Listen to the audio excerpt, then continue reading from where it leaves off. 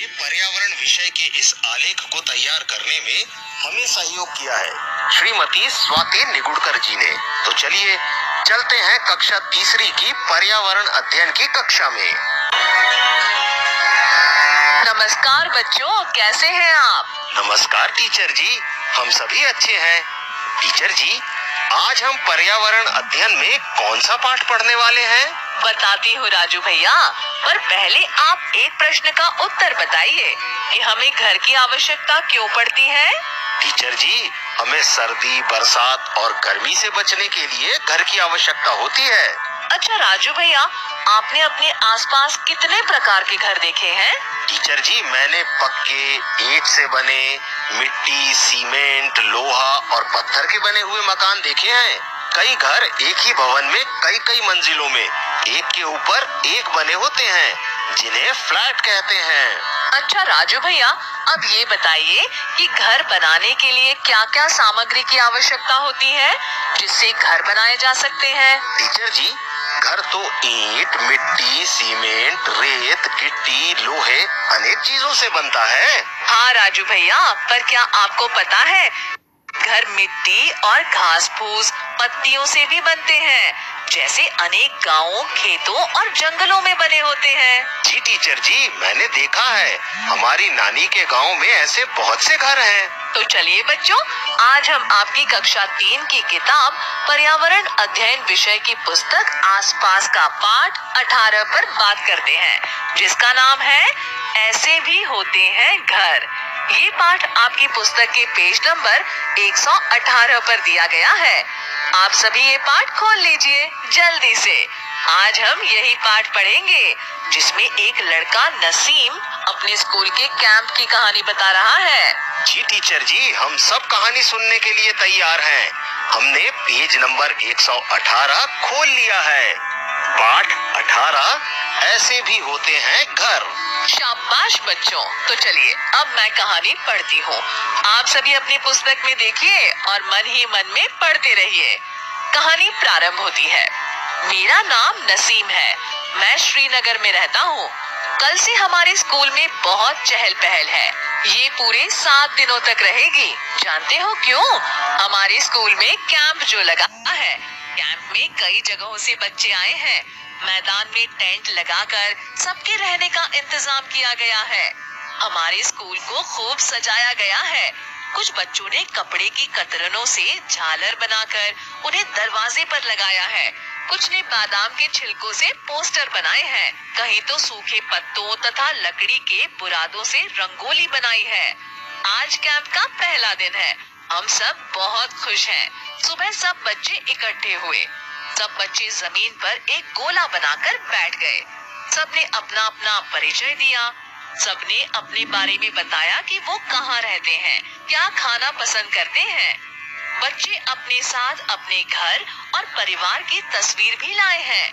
बारी बारी से सब बच्चों ने अपने घरों के बारे में भी बताया। सबसे पहले भूपेन के समूह की बारी आई। भूपेन ने अपना नाम बताया और कहा, मैं असम के मोलन गांव से आया हूँ। हमारे यहाँ बहुत बारिश होती है, इसलिए हमारे घर जमीन से लगभग 10 से 12 फुट ऊंचे बने होते हैं। इन्हें मजबूत बांस के खम्भों पर बनाते हैं। ये घर अंदर से भी लकड़ी के ही बने होते हैं। बच्चों, जैसा भूपेन ने अपने घरों के बारे में बताया है, वैसे घर आप अपनी पुस्तक के पृष्ठ क्रमांक 119 में दिए गए चित्र में देख सकते हैं।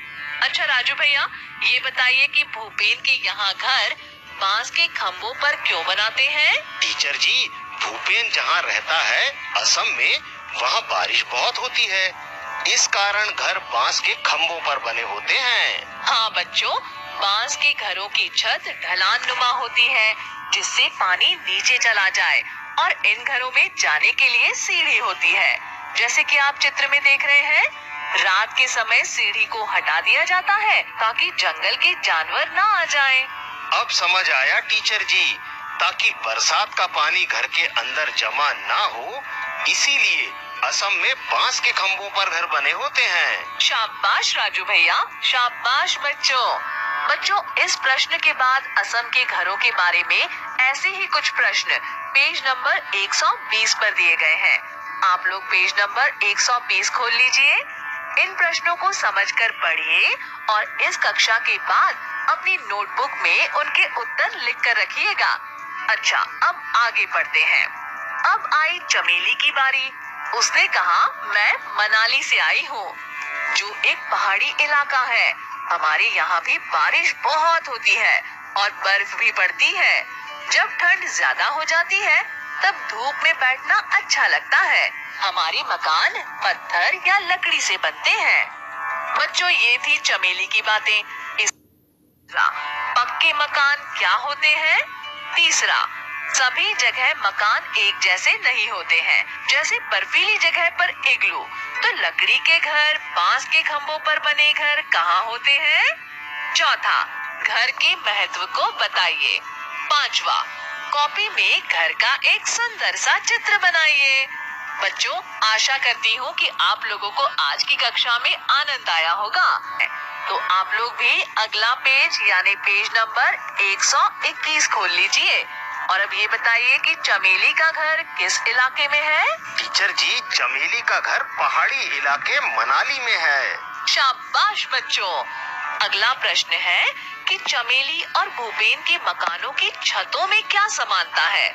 चित्र में देखकर बताइए। टीचर जी, चमेली और भूपेन के घरों की छतों में समानता ये है कि दोनों घरों की छत ढलान नुमा है, कुछ कुछ वी आकार की, जिससे बरसात का पानी छत में नहीं रुकेगा और बर्फ भी नीचे फिसलकर गिर जाएगी और छत पर जमा नहीं होगी। शाबाश राजू भैया।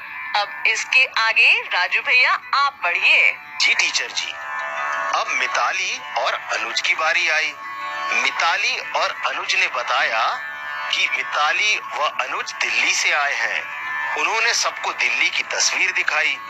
एक तस्वीर में ऊंची ऊंची इमारतें देखकर भूपेन बोला, अरे इतने ऊंचे मकान, इनमें ऊपर तक कैसे चढ़ते हो? बताइए राजू भैया। टीचर जी, ऊंची ऊंची इमारतों में सीढ़ियां और लिफ्ट लगी होती हैं, जिससे ऊपर चढ़ते हैं। शाबाश राजू भैया। अब आगे पेज नंबर 122 पर पढ़िए। जी टीचर जी। दिल्ली भारत की राजधानी है। दिल्ली और उसके जैसे बड़े शहरों में गांवों और कस्बों से लोगों को काम की तलाश में आना पड़ता है। ये लोग अक्सर शहर में ही बस जाते हैं। यहाँ रहने वाले लोग ज्यादा हैं और जगह कम। बहुत लोगों के पास मकान होते ही नहीं, उन्हें झुग्गी झोपड़ियों में रहना पड़ता है और कई लोगों के पास वो भी नहीं है। हाँ राजू भैया, लोग जहाँ जगह मिले वहीं सो जाते हैं, सड़क पर, फुटपाथ पर, स्टेशन पर। वाकई शहरों में घर की बहुत बड़ी समस्या है। राजू भैया आगे बढ़िए। जी टीचर जी। काशीराम ने बताया, मैं राजस्थान के एक गांव से आया हूँ। हमारे यहाँ बारिश बहुत कम होती है और खूब गर्मी पड़ती है। हम लोग मिट्टी के घरों में रहते हैं। घरों की दीवारें बहुत मोटी होती हैं। इन दीवारों को मिट्टी से लीप पोत कर सुंदर बनाया जाता है। छतें कंटीली झाड़ियों की बनी होती हैं। इसके आगे का पाठ पेज नंबर 123 पर है। तो हम सब अपनी पुस्तक का अगला पेज यानी पेज नंबर 123 खोल लेते हैं। मैं पढ़ना निरंतर करता हूँ। इसी तरह सभी टोलियों ने अपने अपने घरों के बारे में बताया। परिचय के बाद रंगारंग कार्यक्रम हुआ। बच्चों ने तरह तरह के नाच किए, अपनी अपनी भाषा में लोकगीत सुनाए। सबने इलायची और बादाम डला हुआ कहवा यानी चाय पिया। बहुत मजा आया। शाम को हम सब डल झील घूमने गए। वहाँ हमने एक हाउस बोट देखी। शिकारे में बैठे। कुछ बच्चों ने तो चप्पू भी चलाया। चारों तरफ नीले नीले पहाड़ और बीच में 4 चिनारी, यानी वहाँ बीच में चिनार के 4 पेड़ लगे हुए थे। शाबाश राजू भैया, बहुत अच्छे से पढ़ा आपने। तो बच्चों, कैसी लगी कहानी? बहुत ही अच्छी लगी टीचर जी। अच्छा, तो अब अगले पेज यानी पेज नंबर 124 पर चलते हैं। यहाँ कुछ घरों के चित्र और उनके नाम दिए हुए हैं। आपको उन चित्रों को उनके नाम से मिलाना है। पहला चित्र में इग्लू यानी बर्फ के घर, दूसरा हाउस बोट, तीसरा बहुमंजिला इमारतें और चौथा झोपड़ी के चित्र दिए गए हैं। राजू भैया अब ये बताइए इग्लू और बर्फ के घर कहाँ बनते हैं? कश्मीर में, जहाँ बर्फ बहुत गिरती है। अच्छा, क्या हाउस बोट हमारे घरों जैसे होते हैं क्या? नहीं टीचर जी, हाउस बोट पानी में तैरने वाले घर होते हैं जो लकड़ी के बने होते हैं। ये हमने कश्मीर में देखा है। शाबाश बच्चों, तो अब आप अपनी पुस्तक के पेज नंबर 125 पर देखिए। यहाँ एक गतिविधि दी है जिसमें आपका घर किन किन चीजों से बना है उनके नाम पर सही निशान लगाना है। जी टीचर जी। घास, मिट्टी, लकड़ी, सीमेंट, लोहा, चूना, बांस, ईंट, कांच, पत्थर पर सही का निशान लगाएंगे। अब राजू भैया, गलत कौन सा है? टीचर जी, हमारा घर प्लास्टिक से नहीं बना है, इसीलिए हम उस पर सही का निशान नहीं लगाएंगे। बहुत अच्छे राजू भैया। अब ये बताइए कि सभी ने रेत के घर बनाए होंगे और घर घर भी खेला होगा। जी टीचर जी, हम लोग रेत के घर, लकड़ियों के घर, साड़ी से भी घर घर बनाकर खेलते हैं। अरे वाह राजू भैया। अच्छा, कुछ प्रश्न और पूछती हूँ इसी पाठ से। इलायची और बादाम डली हुई चाय को क्या कहते हैं? टीचर जी, ऐसी चाय को कहवा कहते हैं। शाबाश राजू भैया। अच्छा, ये बताइए कि कच्चे और पक्के मकानों में क्या अंतर होता है? टीचर जी, कच्चे मकान तो मिट्टी, घास फूस के बने होते हैं। सूखे पत्तों को डालकर उनकी छत बनाई जाती है, परंतु पक्के मकान बनाने के लिए ईंट, रेत, सीमेंट, लकड़ी, गिट्टी, लोहे आदि का उपयोग करते हैं, जिससे मकान पक्के बने और इन घरों पर आंधी, बारिश, पानी, तूफान का कोई असर नहीं होता। लेकिन कच्चे घर आंधी, तूफान और बारिश में खराब हो जाते हैं या टूट जाते हैं। बहुत अच्छे राजू भैया।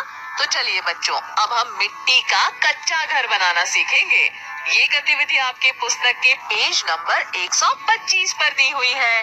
ध्यान से पढ़िएगा, समझिएगा और अपना एक छोटा सा घर बना लीजिएगा, पर इस रेडियो कक्षा के बाद। अब समय है होमवर्क का। मैं कुछ प्रश्न पढ़ती हूँ, आप सभी इनको अपनी कॉपी में लिख लीजिए और बाद में इनके उत्तर लिखकर अपने मोहल्ले में आने वाले अपने स्कूल शिक्षक जी को अवश्य दिखाइएगा। ठीक है ना? तो मैं प्रश्न पढ़ती हूँ। पहला, कच्चे मकान क्या